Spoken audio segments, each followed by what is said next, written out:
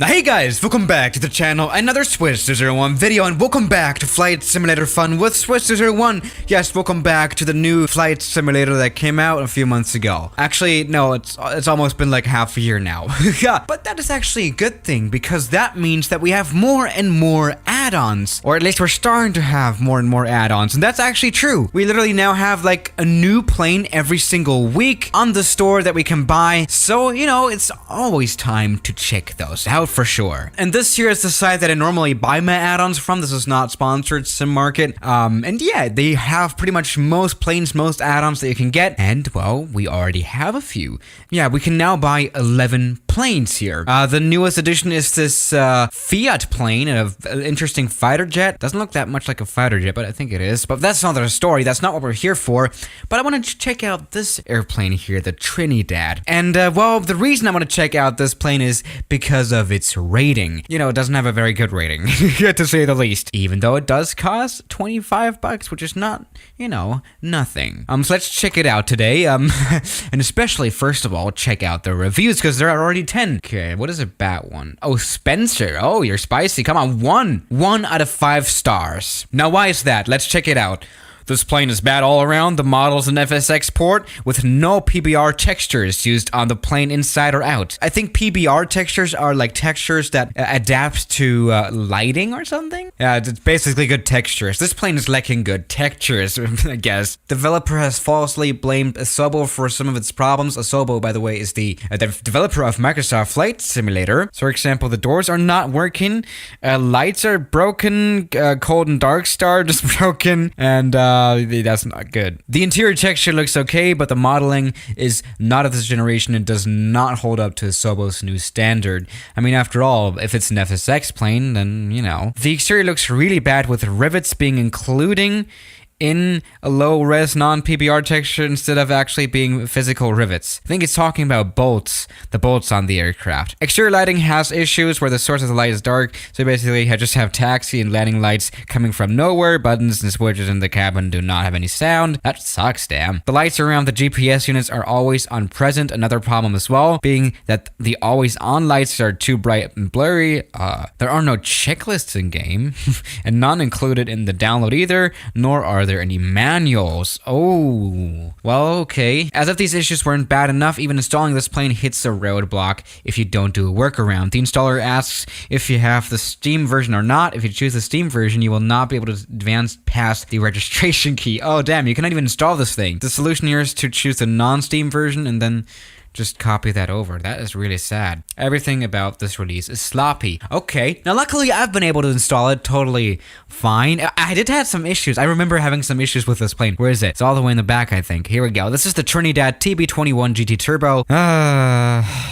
Let's check out this plane and see if it really deserves to be the worst rated plane so far. Let's maybe go to Nice Airport or something and just fly this plane and see how it works. I'm not quite sure. I mean, 25 bucks is not nothing. We really have to consider that. All right, no, I don't even know how to fly a Trinidad or any Socata plane while we're at it. Yeah, so don't take my word for it.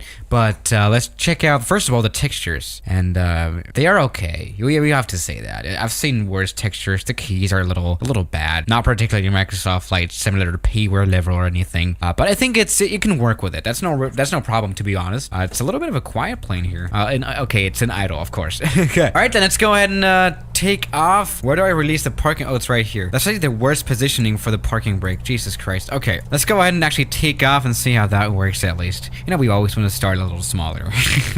Yeah, what can I say already? It's all right. Okay, let's go ahead and take off. There we go. We are off the ground, and now we're off the ground. Actually, we're very close to stalling out. Jesus Christ. And oh, wow. What we do have actually here is some nice sounds when you hit the ground, you know, the tire sounds. That is nice to have, but I think that's like implemented in every plane, right? I didn't even go for full power flight. That's why we went so slow, by the way. But other than that, the sounds... You know what, sounds are okay, but they don't blow me away. It's not really how I think an airplane sounds in real life. I've never even seen this plane in real life, so I don't really know how this sounds in real life, so I'm not really there to judge that. What we can judge, though, definitely is other things, like the doors not working, like they're not usable, which is a little disappointing for a 25-year-old plane for sure. But how does this plane fly? How does it feel? It's alright. Again, the texture resolution is not the best at all. Like, it could be like a basic plane plane, like a default plane. On the outside is even worse. I can definitely see what this guy now means with the boats, or whatever he called it. I think riveries or something. I don't know. They're not like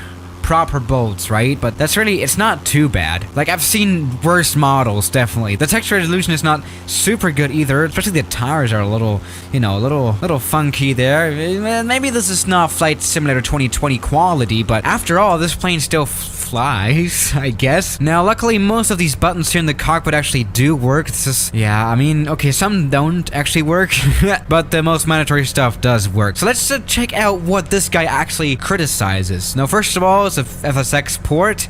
So yeah, definitely the graphics are not good. I can say that. It's not the best. I mean, just look at this. It's okay, I've seen better. He's mentioning some issues with light. Now I tested out this plane obviously before the video, and I actually had some issues as well. Now we have landing light, we have strobe light, we have navigation light, even taxi light turned on, but we barely can see light. I mean, we do have the navigation and the strobe light, and we're about to crash into the ocean, Jesus Christ. But the landing light doesn't work for me personally. As you can see, there's no landing light turned on. We can go ahead and actually, you know, get some nighttime in here and see if that works now. And no, we have this little bit of light here, but this is in no way what a operating landing light looks like. Even though it does illuminate the surroundings as it would normally as a landing light. I think when we go for some... Oh, connection lost. That's not good. Never mind. When we go for some bad weather like rain, I think it actually illuminates the rain. It does. But for some reason, the landing light is actually not turned on. That's a little bit of a weird bug. And also, I don't know, the exterior looks a little weird at night. I don't know. It's a little interesting. Okay. What else did this guy criticize about the airplane? Buttons and switches in the cabin do not have any sounds. Is that really so? Literally all the basic planes on every flight simulator have sound, right? But this actually does not have sounds, okay? Something that I've just noticed as well is that I can not put the landing gear down. Maybe I'm just too dumb, I guess, to do it? No. I have to press the G key to do it. I don't know why. Okay, that's interesting. Also, the checklists are a little bit of a problem, right? I mean, checklists are really nice, especially now in the flight simulator, and it's empty. It's an empty file. That's a little sad, actually. God damn it. Oh, well.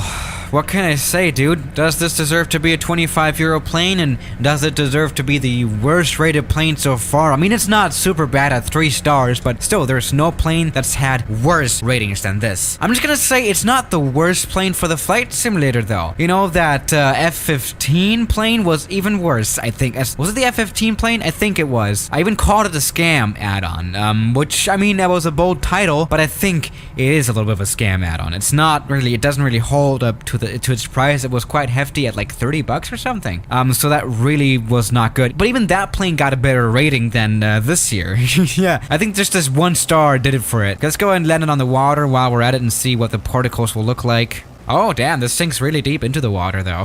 Welcome to Realism Swiss 01. But yeah, the rest of the reviews are actually a little bit more neutral. I mean, a lot of people are saying, you know, it's not a great plane, but it's not an awful plane either. But apparently in the documentation that is indeed given, there's Jesus and Bible stuff. Why not? And well, the external model is very much criticized indeed. Also, the gauges are not in a very high resolution. Oh, I've now only noticed that. Jesus Christ. But honestly, is this super bad? No. So that's it with a Trinidad. I have one other project as well that I wanted to make a video about, but I'm just gonna put it into this video while we're at it, okay? Now, of course, this Trinidad is the worst rated plane on the platform, at least on Sim Market. But there's also a worst rated scenery, and that is this one. Fly by Fleepy, Paris, France, Mega Map. This is basically a scenery add-on for Paris that makes Paris look better for 13 bucks. The reviews are even worse. 2 out of 5 stars only. Let's check them out. Oh, actually there's one 1-star review and only 1 2-star review. Apparently there are actually a lot of buildings missing. For example, the Cathedral of the Notre Dame, the Paris is missing. That is really not good. So that's definitely, I'm gonna buy this one and check it out for you all. And yes, I think I'm never going to financially recover from this video. Now, to be honest, to speak facts with you, I obviously installed the Paris scenery before starting to record this video, but the thing is, that took me like half an hour. I could not import it to the actual community folder of Microsoft Flight Simulator 2020, where normally the add-ons are listed, but I had to put it into the desktop and then copy it over to the community folder because it wouldn't work otherwise. Welcome to 13 bucks. Oh, man. That's like a genuine genuine like meal, right? You can order some nice dinner with that. You know, I'm just gonna mention that. All right, now let's mix the worst of the worst things together. Yeah, the worst rated plane with the worst rated scenery. And well, this is Paris for you. I mean, I cannot show you in the video here, but I know what Paris looks like here in the flight simulator at least. And this is not really much improved. Yeah, something that is not improved definitely is the frames per second. Jesus Christ. But yeah, this is the Eiffel Tower there in front of us. That's already implemented into the normal Paris anyway, so I don't really get the point. But let's check out the Notre Dame thing, right? So I think we're gonna have to fly back here. I know a little bit of Paris, I think. And I think this one is new. This is like a museum. I think that one is actually added. That's quite nice. I don't know if it's 13 euros nice, but it's there. Yeah. Also here, this museum has been added, which is quite nice as well. But this is now the Ile-de-France or something. I think that's what it's called. And normally you find the Notre Dame on it. And, whoa, there's no Notre Dame on it. When you're selling a pack for 13 bucks, a scenery pack, you may want to have the whole of Paris in it, dude. I don't really get it. But that's the sceneries deserve to be the worst rated scenery on the sim market website. I think it does. It's not like, I mean, I don't want half of Paris missing. You know, because then I would only pay €6.50. This is big brain time. Now that's maths for you, okay? But yeah, overall, there are some good add-ons. Maybe want to check them out later on, but you know, the bad add-ons are a little more funnier, actually, to be quite honest. Let's fly out below that bridge. Oh my god. Oh, that hasn't worked. So yeah, guys, don't buy these add-ons. What's happened to... Maybe this is the Notre Dame Cathedral. Jesus Christ. What is this? Damn. Oh wow, we've crashed now. Just don't waste money on stupid things. And so yeah, guys, thank you for watching today's video. And I'll see you tomorrow. As always, good night.